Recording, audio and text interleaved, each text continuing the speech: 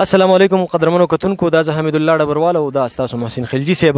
محسن خلجي صاحب دوه شعرونه عرض دي چې مال نه راځي چکر ل راځي نه دی راځي، چې زړه نه دی او چکر ل راځي نه دی راځي، چې مال نه راځي اختر ل راځي نه دی راځي، که ایساریږي ډبرواله خوشحالېږم ورته یار که ډبر ته مازدیګر ل راځي نه دی راځي. که خپل کلام راسه واوروئ.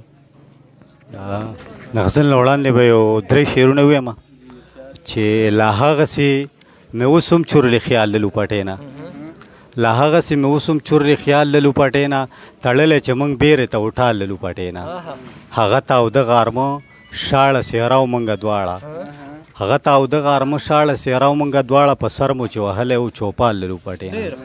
او چې دې دور ته وګورم ستا ځوانۍ ته پام کم، چې دې دور ته وګورم ستا ځوانۍ ته پام کم، ته اوس هم خلاصه نه شولې د سوال له لوپټې نه.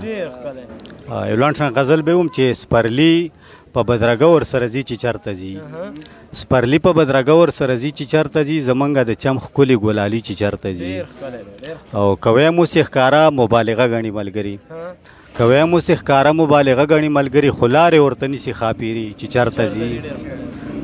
ډډ شوی ټول وطن دی او قدم په قدم بم دی، ډډ شوی ټول وطن دی او قدم په قدم بم دی، پښتون مې پکې بر نه حق مري چې چېرته ځي.